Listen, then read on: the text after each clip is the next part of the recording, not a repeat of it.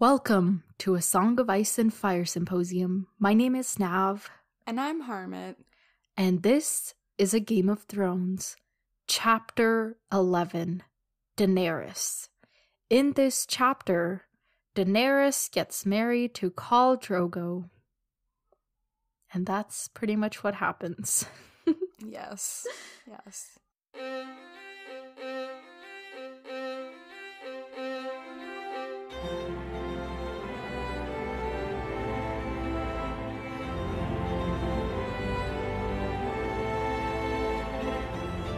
Welcome to the podcast, everyone. Thank you so much for tuning in. And let's get right into it. How are you feeling, Harmat? How do you feel about this chapter? This chapter made me feel a little sick inside. I was like, I don't know. I don't want to read this. I'd rather go and do my chemistry homework, you know? But we pulled through. We got through the chapter. It's the kind of things that makes chemistry homework seem appealing. Yes. I bet Daenerys wishes she could do chemistry homework instead. Yes. Yeah, this chapter, I've been kind of looking forward to it in the sense that I knew we would have a lot to talk about, but reading it is just as uncomfortable the 10th time as it is the first time, so yeah. It's not really an easy chapter. Okay, all right. Do you want to do your... Let's give you 60 seconds this time. Okay. Let's see Even though it's technically one event, but there's various random things that happen. Okay. Watch me get to none of them and get stuck on a tiny detail. We'll see. Usually that's actually kind of helpful for me, because if you get stuck on tiny details, it's like, oh, that really stuck with her. Like when you thought that Jon was adopted, and I was like, wait, adopted? I don't know, though. It's not even the stuff that's stuck. I guess it is the stuff that's stuck with me, but it's so random. I feel like it's not what, I don't know. Yeah, there's not really a method to it. It's just madness, but okay. Yeah. All right. Ready? 3, 2, 1, go. Okay, we start the chapter, and the first line's literally like, oh, they get married. And I was like, oh my god, they're already married, what? No event? Okay, no. But then, turns out, now we get a flashback, kind of, to a couple days before, and Viserys is just kind of whining, and they're all around, they're at, the Khal's manse. So the Khal, went with his people, and so, Viserys is being a douche, and he's like, when will I get my castle, and everything, and he's just mad, and that carries on throughout the whole wedding. He's just mad about everything, and he's like, oh my god, I'm not as powerful, I'm the dragon, you're gonna wake up the dragon. That's his entire vibe, the entire chapter. Okay, so then they get married, or they're getting married, and, people die, and people get raped, and it's awful, and weird, and disgusting, and then she gets gifts, and then they're married. And then she gets a horse. Oh my god, she gets a horse. This was the only, oh my god, okay, this is okay 55. Part of the chapter. She gets a horse. She gets a horse. 1 minute. Okay. Really? Does she get a horse? I didn't know that. Okay, in that case, that was what stuck with me. You spent 37 seconds talking about Viserys and how mad he is. 'Cause he annoyed me. No. See? That's stuck with you. Yes, fine. It's what stuck with me. He annoyed me. And that's something that, I was like, okay. Another reason, that's one of the awful parts of the chapter that can maybe be controlled later on. I don't have much hope for him, but maybe, maybe. Because he's already been through awful things, and if he's still awful, what else can he go through to make him better? Is going through good things gonna make him more awful, or better? Probably just more awful, right? Anyway, moving on. I don't know if there's any redemption for him, really.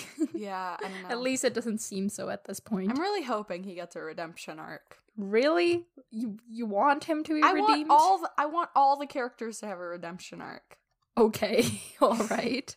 So far, I don't hate any of them yet. I thought you hated Viserys. I strongly dislike him. Wow, you are strongly. I can just full out say that I hate this guy, but okay. You can strongly dislike him, whatever. Let's get started at the beginning. So this chapter, the first line, it tells us that she is getting married. Yes. The line exactly says, Daenerys Targaryen wed Khal Drogo with fear and barbaric splendor in a field beyond the walls of Pentos.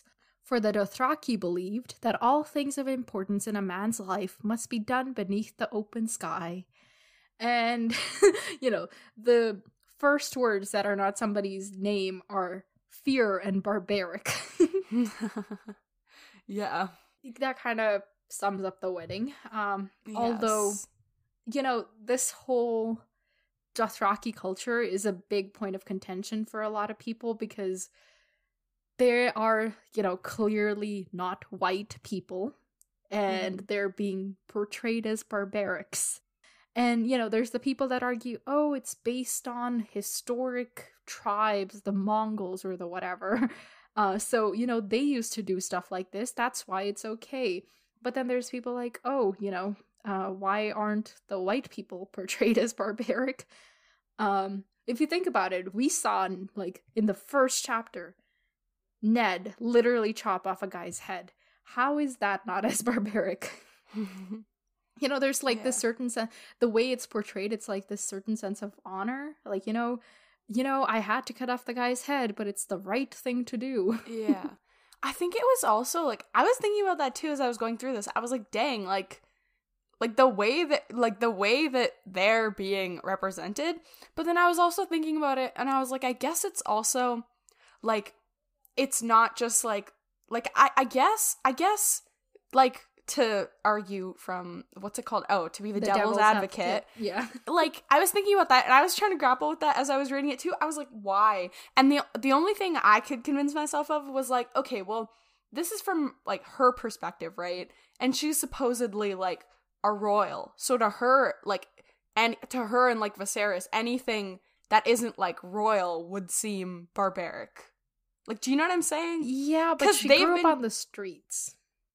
But but then Viserys is still she's being sold by her brother. That is not barbaric? I don't know. That's pretty barbaric, yes. Yeah, so but in the previous chapter with her, they were she was I never thought my brother would come to this. So that is barbaric to them, but it's in his mind he has no choice.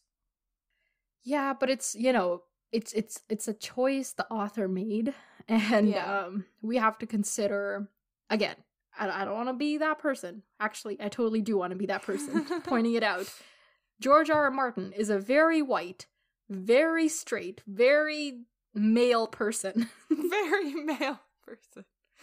I don't know why the very, but he's cisgender and he's the most, if you wanted to point to an old white guy, he's the perfect person to point to. Oh my God. So, and he's writing this way. So I think it's just important for us to keep that in mind as we go through this story, because even though it's we're seeing it through the eyes of Daenerys, who is, new to this culture, the real fact is we're seeing it through the writing of George R. R. Martin. So just gonna keep that there. Yeah. So anyway, the Khalasar has gathered outside the city. There's 40,000 warriors and countless women, children, and slaves, as you do, And this is making all the people in Pentos nervous. They're like, oh no, there's this huge, army horde outside our gates. Yeah, they can attack us at any time. Yes. And they're talking about this stuff, and they're mentioning, they're talking about Daenerys as if she's not even there, oh, better get her married, she better do this, this better that, I don't know. I'm okay, people, calm down. Yeah, and, Viserys, as you said, is just where is my kingdom? How come I don't have it yet? Why? Yeah. Why don't I have it? Mm-hmm. And, Illyria is the Khal has promised you a crown, and you shall have it eventually. Okay, but I was thinking about... Okay, I guess this isn't... I just realized it's not a thing anymore. You can cut this out, I'll just say it. I remember when we learned that, when Daenerys was, kind of, observing their culture throughout the wedding, and she was the Khal didn't say a word to me. We don't have a common tongue. And I was like, oh my god. So... And I was like, okay, well, what if Illyrio's, lying about the deal, since they don't know what they're saying, only Illyrio knows what the Khal is saying. Oh. How do we know that the deal Viserys has been told is the true deal? That doesn't... It's not like they can understand what he's saying. That's definitely a possibility. But, Daenerys has been, one of her gifts is a human being who is going to teach her the language. So it seems that eventually, once she learns the language, if that's the case, she'll probably figure it out that they were lied to eventually. Yeah, but it'll be too late. That doesn't matter. Yeah. He just needs all the riches and like the stuff he's gonna get from making this deal, and he already has those. Yeah. And it's what's his name? Sir Jorah Mormont. He's also backing up Illyrio in his promises. The Dothraki are true to their word, and you'll get what you need eventually. And so, does he seem like somebody we can trust? Do you know? A little bit more than Illyrio. Right. I mean, he did also sell people, so I don't know. I don't know what our standard for trustability is, but he did also sell people. Our standard in this world is a lot lower. There's a really he low only sold a few few people, whereas Illyrio is constantly selling people, so he's definitely worse, because, I don't know. Okay, I don't know what I'm saying. They're all terrible people. That's just the whole thing. That's the bar? Yeah. Okay, anyway. So Illyrio may be tricking them. We don't really know. And, at one point, Jorah is like, a lesser man can ask the Khal for a favor, but he can't demand it. And, Viserys is like, I am a dragon. The dragon does not beg. And Daenerys is like, there are no more dragons. And then from there, we kind of transition into the fact that yet that night, she dreamt of one. Do you remember her dream? Yeah, this was disturbing. So, her dream was that her brother was, assaulting her. Yeah, and he's hitting her, hurting her. Yeah. And she's naked and afraid. And then he turns into a dragon. He doesn't turn into a dragon. Oh, no, he leaves, and then a dragon appears, right? No, and then there's fire. Wait, I have the text of it right here. Let me go through it, and then you tell me what your interpretation of it is. Okay, so Viserys is hitting her, hurting her. She's naked and afraid, and she's running from him, but she can't seem to get away, and she falls, and he's like, "You woke the dragon," and he's screaming at her, kicking her, and all of a sudden her thighs are slick with blood. And then she closes her eyes and is just whimpering. And then all of a sudden there's a hideous ripping sound and the crackling of some great fire. And when she looks up, Viserys is gone, as if burned by the fire. And there's a dragon, a great big dragon. And it raises its head and meets her eyes, and she wakes up afraid and sweating. That's what happens. So this dragon, it seems like, eviscerates Viserys. Yes. Viserys does not turn into a dragon. Yes, so the that's dragon's true, on Daenerys' side. So what is your interpretation of this dream? I have random thoughts floating around, because I feel like, tell me all the random thoughts. Okay, because with dreams, it's never just this is the reason, there's so much, right? It's your entire subconscious going crazy. So, firstly, I feel when I was first reading it, I took it as it's what's worse, Viserys, who's pretty awful, or the dragon? So it's I better listen to Viserys. This is just her whole life, right? It's hey, what's worse, the dragon or Viserys? What does the dragon represent, though? Well, first, I was it's just Viserys if things don't work out. Then, I was okay, maybe the dragon is the call, and she's because the dragon that he keeps talking about, she's what the fuck? Same with the call, she's what the fuck, I'm terrified, and, she keeps crying in front of him, she's terrified of him. Khal Drogo is gonna eviscerate Viserys. Yes. But she's still gonna be afraid of him, Well, she woke up, right? Before... she woke up when the dragon looks into her eyes, and she's afraid, so she wakes up afraid. She wakes up afraid, but she didn't, he eviscerated Viserys, he met eyes with her, the dragon looked at her, and then and then she just wakes up. Like, she didn't, like, nothing else happened. Okay. All so right. I don't, like, she doesn't. But she was afraid when she looked at the dragon. So if the dragon is representative of Drogo, does that mean that she's just going to continue to be afraid of Drogo? Well, we don't know. Okay, that's she what woke the up. question is. Well, we don't know. But she was afraid when she woke up. She was afraid when she woke up because that was the last thing that happened. Okay, all right. She is an okay, unreliable narrator. She didn't dream. let anything else happen. She woke up. The dream ended. It's over. Okay, all right. The dream ended. Now let's move on. So then it's okay. This is how we transition from the dream to the wedding. She says she had never been so afraid until the day of her wedding. That kind of hurt, but yes, that is true. So the ceremony it's a whole day thing. It lasts from dawn till dusk, which, I mean, they have a lot of energy to party all day. Yeah. Not even all night, just all day.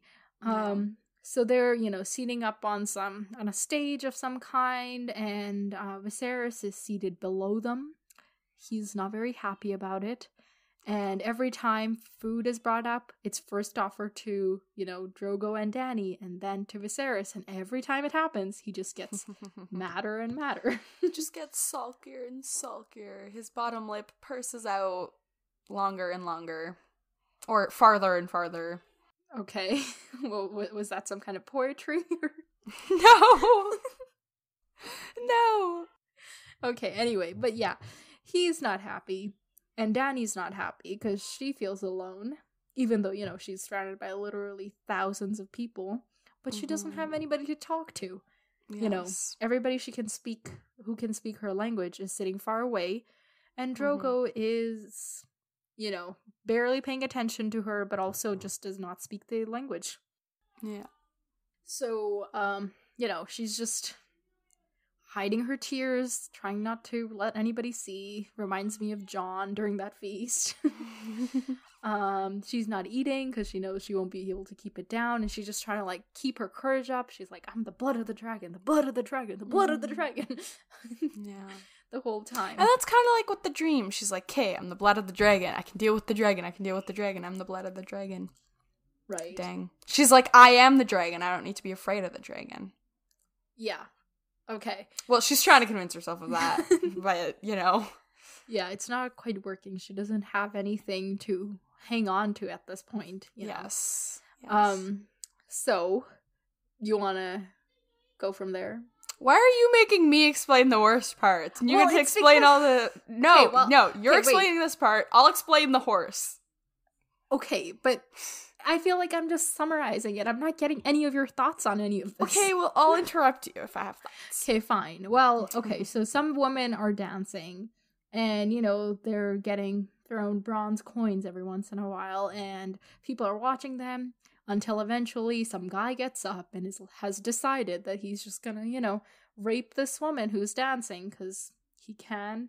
Because that's their culture? Yeah. And that's...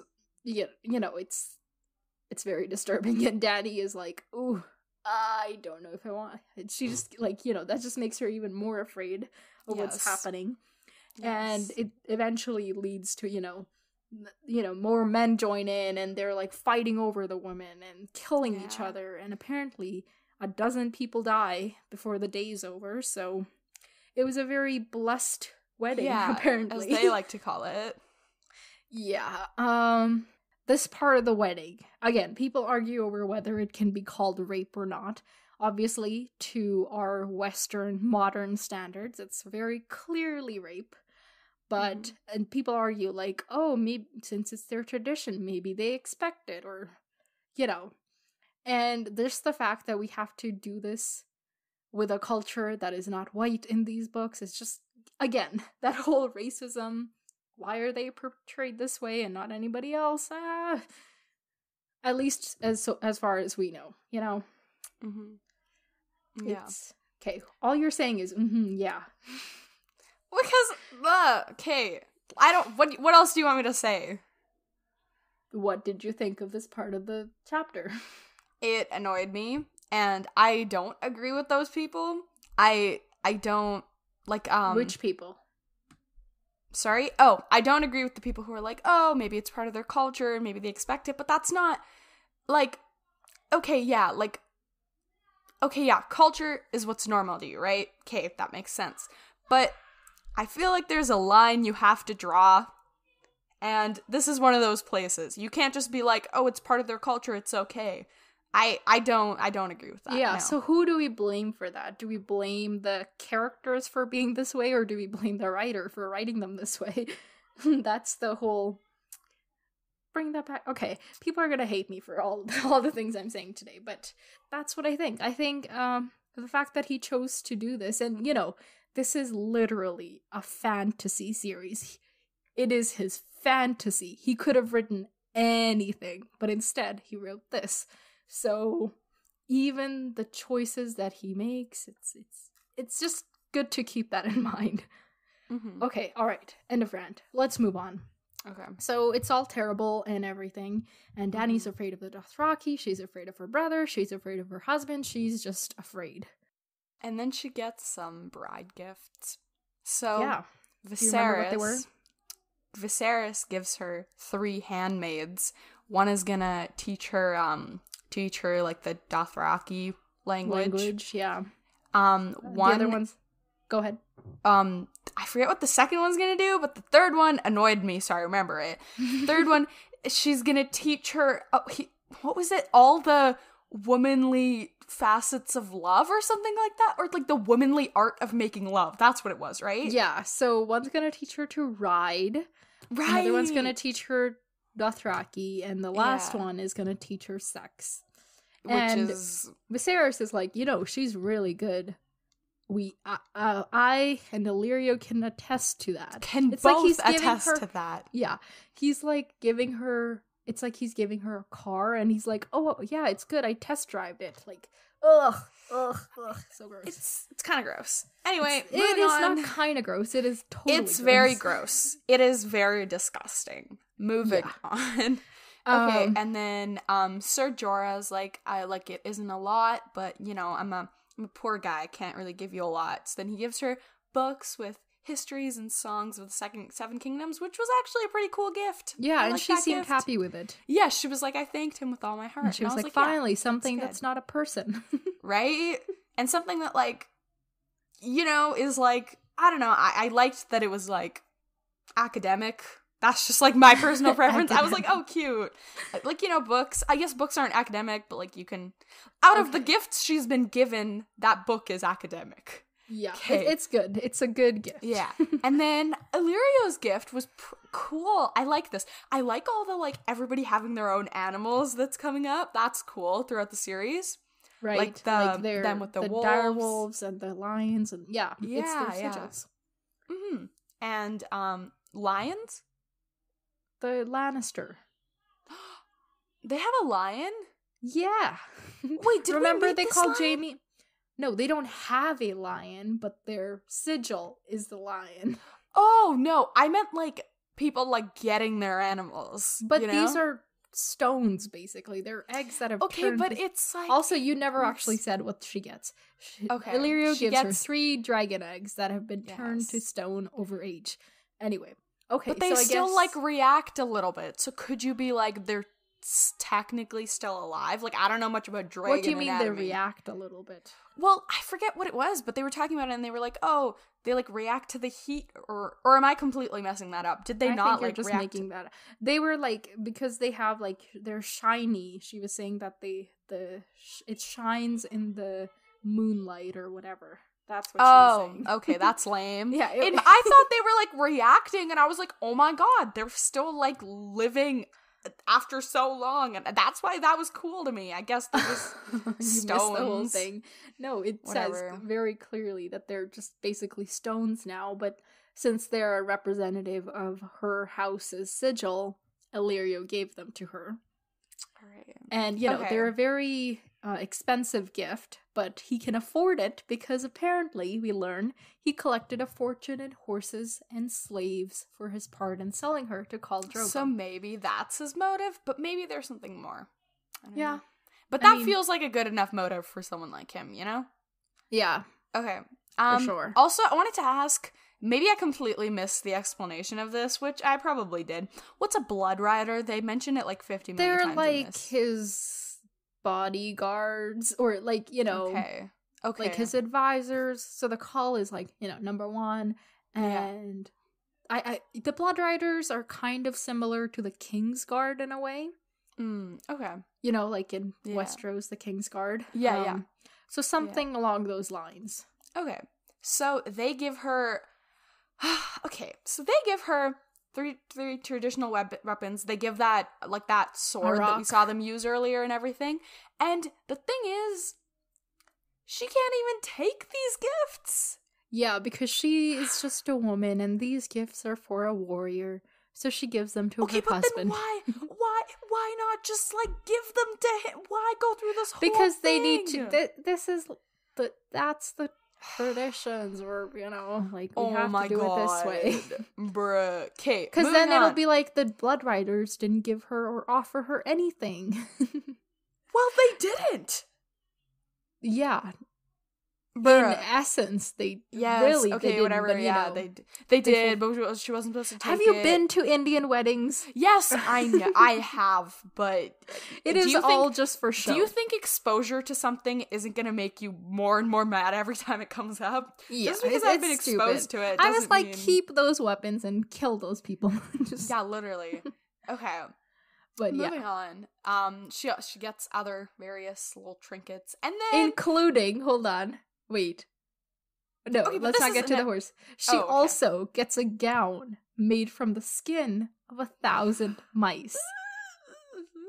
I'm not even like, honestly, to me, I have never worn any kind of fur or hide, or I'm vegetarian, so are you. Yeah. So it's like any kind of hide is the same to me. Like, it doesn't matter to me if it's I don't know what people wear the hides of, like, if it's a wolf hide or if it's a mouse hide, like, whatever. All I could think was 1,000 mice. Like, how long did it take to sew that up? That's a lot of effort. Oh my god, all I could imagine were mice's tails, and I was like, well, they won't put the tail. Well, I know, but it's all I could imagine. That's why I said imagine, Nav. Yeah, well, this was another way of being like, you know, hint, hint, these people are barbaric. Well, no, I feel like that's not, well, to me, that's not.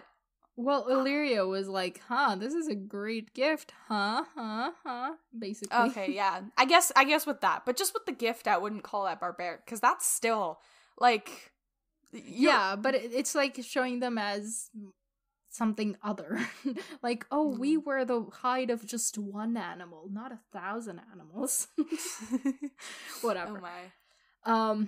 So... Okay, and then, okay, cool. So... best for last, Khal Drogo. What was it? I'm probably making this up. Was it purple? Or what was purple? Nothing was purple. Okay, never mind. I'm imagining that. Okay, so Khal Drogo gets Daenerys a horse.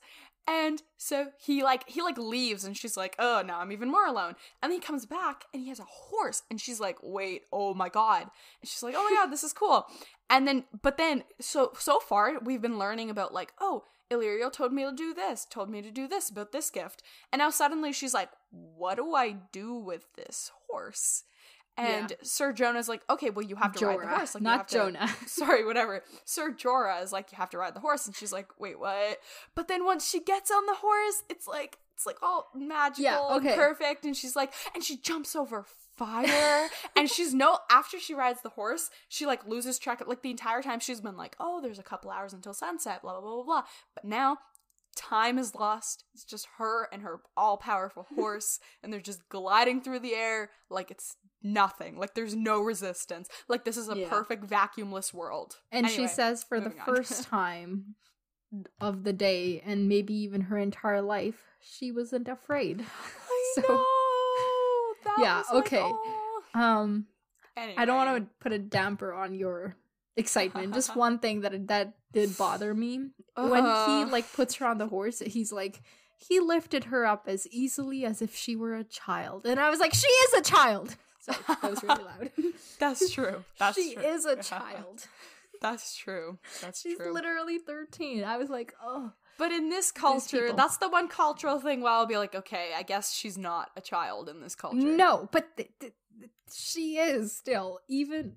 yes, see, I know. Like, child is scientific. She's still a child, but in their scientific. Culture, she's not a child. Okay, well, think about then it. why do we draw the line at, oh, she's no longer a child when she's 13, but, you know, why can't we say the same thing for, oh, they just, you know, rape people, that's what they do, that's their culture? Because being 13 versus raping someone those are two completely different concepts. Okay, alright, we'll come back there's to an that issue at the of end consent. of this episode. There's those are very different. I don't know why you're asking me to compare those. I'm so glad you said the word consent, because I want to talk about that later. For now, she's very happy with the horse. She says that Khal Drogo has given me the wind, which I'm happy for her. And he says that the horse is silver for the silver of her hair, which is actually kind of a thoughtful gift, you know. Mm-hmm. He went and picked a horse that had the same color mane as her hair or whatever. And when she says he's given me the wind, he smiles and it's like, oh, maybe this dude isn't as terrible or whatever. I guess that's what we're supposed to be getting from it. Yes. And then the sun sets, and then they have to take off to consummate the marriage. Yes. So now, he eases into it, and, you know, Dany eventually says yes. But now let's talk about consent, shall we? Okay, few things. You were saying that being 13 versus being raped when you're 18 is a matter of consent. I say, is a 13-year-old even able to give consent? Not to someone like 50 million years older, no. Yeah. She's 13, he's 30. Yeah, so no. So is her yes even real? Like, does that count as consent? So first that, and then that. Okay, no. First of all, that one thing already, it's like, okay, no, that's not consent. Then to add on to it, it's like you said, like it's she eventually says yes. That's not a yes. That's like a okay, sure. Even if she says okay, sure, that's not a yes. And is coerced into it. The fact of the matter is, she doesn't really have a choice. Yeah. Like, consent is only possible if you can have a choice. The fact is, she doesn't have a choice, because if she says no, what's gonna happen? He's gonna stop, and Viserys is gonna let her be? Like, no. She's literally been, like, before, as she was leaving to go, you know, off with Drogo, Viserys is like, make him happy, or else, basically.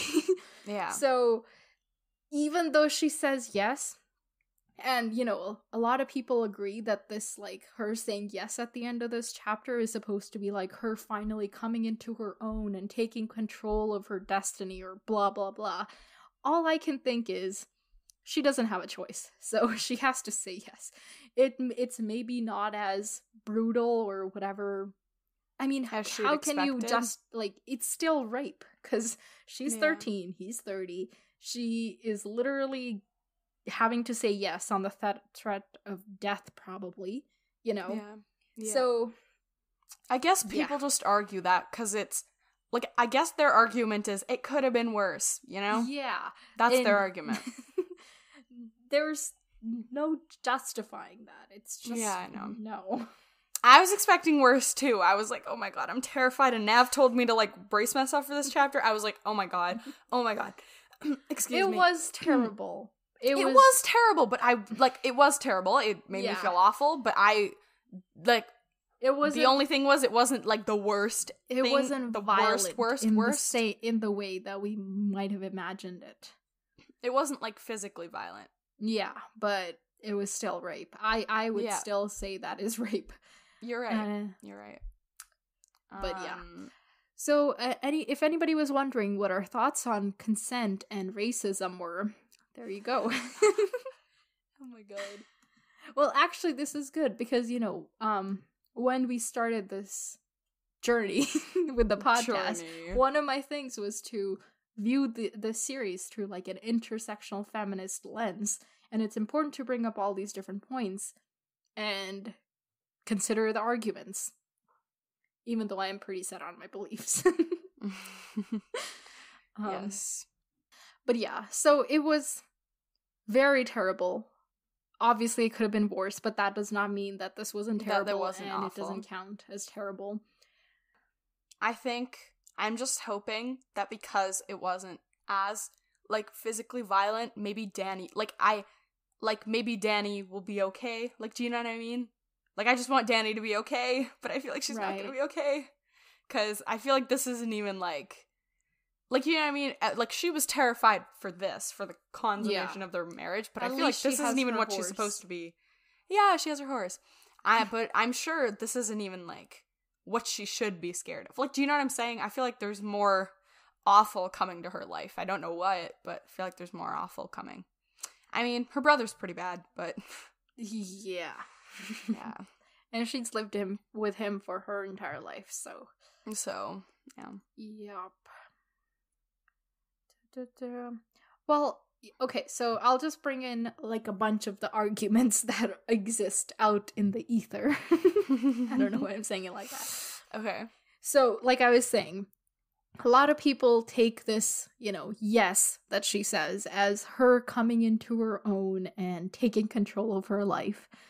I think, it may be, like, having her horse and, like, that being something that she can hold on to. I feel like that's something she can draw strength from.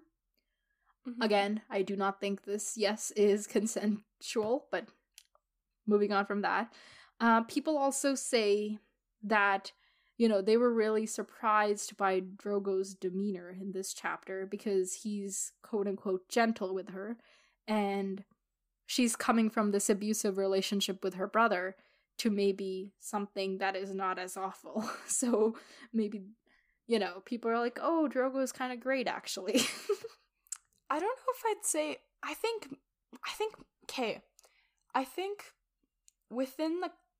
for the culture that he's in, you could argue that, but that doesn't make him perfect. That doesn't mean that what he's doing still not rape. An abuser. Yeah. Right? But like I get where they're coming from, and to an extent I agree, but I you can't just like write that off, right? Like, it's not black or white. It's not he's a great person, he's an awful person. It's like, no, for the culture he's in, you can argue that he's, towards the good side, because like he's literally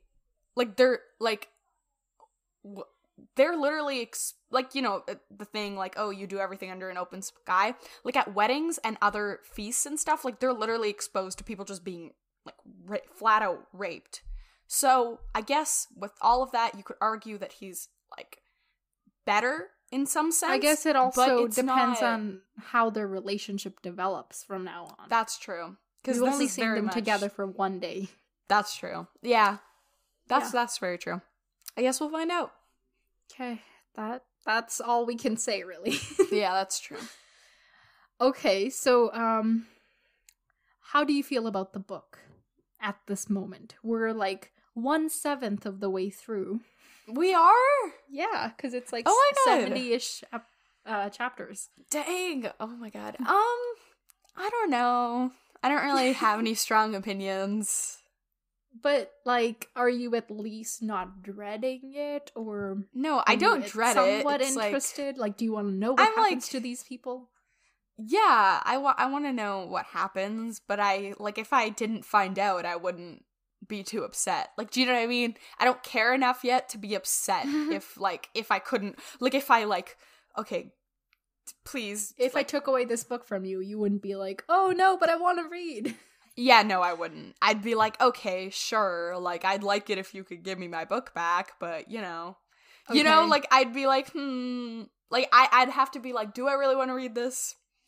I don't know. You would probably just go and watch the show. I feel like that would be worse, though. It would be worse. Yeah. Okay, anyway, you're not quitting anytime soon because I'm not letting you. All right. You just gotta hang in there. Trust me, things are gonna happen, and then you're gonna be like, wait, why do we have to wait a whole week to read the next chapter? Okay. Sounds good. Okay. All right, so your predictions regarding this whole situation was that Drogo was gonna demand more, but apparently it looks like he liked Dany enough to say yes right away. And we seem to have found out what Illyrio's intentions were. Mm-hmm. Okay, what are the predictions we can ask you about? Illyrio's gonna stab him in the back. Like Dany and Viserys? Yes. How so? Oh, like he lied about the whole deal like that? Okay. Yes. I think that... So you don't... Maybe Dany's gonna... I think... Well, okay.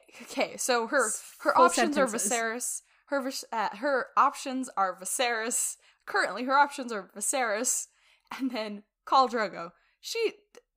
So right now, if we look at the horizon, Khal Drogo's probably a better prospect. So she's gonna be like, "Hey, I don't. Wait, where am I going with this? I literally had a cohesive thought. Where did it go? He may have lied. He may have lied, but I'm still gonna stick with this marriage. Yeah, I think she's gonna want to stick with the marriage, but Viserys is gonna be like, okay, first of all, they're below us because they're not royal. That's gonna be Viserys, and then Viserys is also gonna be like, well, he didn't give me my army anyway. Like, do you know what I mean? It's gonna be like she's not gonna want to go back to Viserys because Viserys is probably gonna assume it's her fault instead of thinking about like Illyrio, right? So she's not gonna want to she's not gonna want to ruin her marriage or whatever. But I feel like Viserys is gonna want her to because he's gonna be like, I didn't get my army. I didn't sell you for this. So you don't think he's gonna get the crown he was promised? I don't think so. No. Okay. Yeah. I mean, he's a dick, so he's an asshole. So I'm actually trying to move away from gendered swears. I see. Everybody has an asshole. Yeah, that's literally my reasoning. Yes. Okay. All right. What else is there? What do you think Dany's gonna be? Oh, okay. What do you mean Dany's gonna be? Like, is she gonna be this, passive person the whole time that has stuff happen to her, or is she actually gonna do something? So far, she's gonna be... Well, you said that people say this is her, taking her destiny into her own hands.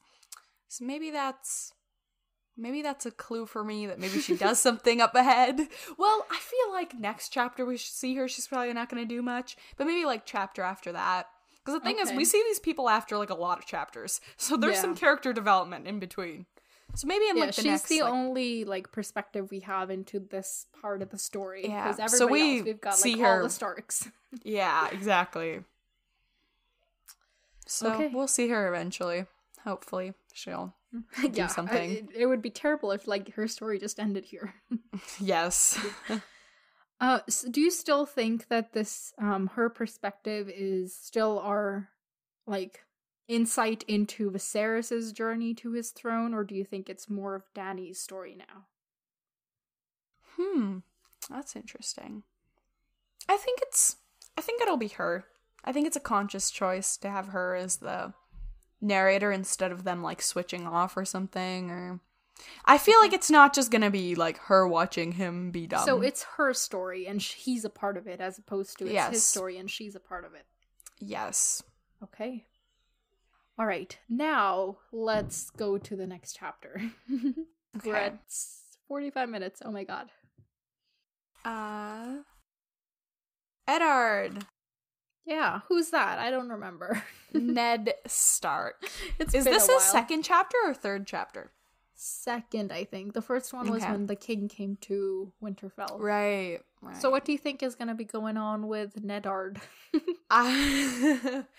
I mean, they left for, or they were like on the brink of leaving for the south. The last time we were in Winterfell was with Jon, who was leaving for the Wall, and everybody else was getting ready to leave for the south. Yes. So, I don't know if I think it'll start, like, maybe they'll be traveling and something bad happens. So we're either gonna see them, like, traveling and Ned's gonna be like, we've been traveling for 50 years, you know? and then he's gonna be like, oh, like, I miss Catelyn, like, you know, I wonder how Bran is. Like, you know, I feel like it'll either be, like, him on their journey talking, or it'll be, like, he's there, he gets to the south, and he's like, this is so different. So he's gonna be in King's Landing? Yeah, or yeah, either one. Okay. All right. But if they're traveling, something bad's gonna happen. If he gets to King's Landing... In his chapter, something bad's gonna happen? If he's traveling, yes. Okay. Bad regarding who? Like, bad for him, bad for the king, bad for the kingdom? Like, what? Probably bad for, like, him and his kids. Okay. So, not a very happy outlook for the Starks, as always. Winter is coming for the Starks. I don't know what this voice is. I don't know either. Okay. All right, we're not going to play the game today because we are over time. Way over time. Let me see if there's anything else to quickly go over. No, I think we're good. Just as always, I would remind everybody to reach out to us if you have any feedback, any input on our various social media. So that's at Pop Culture Symposium on Facebook and Instagram, at Pop Symposium on Twitter, and on our website, it's popculturesymposium.tumblr.com. And finally, you can email us at popculturesymposium@gmail.com. I think that's everything. Until next time, farewell, my friends. Talk to you later.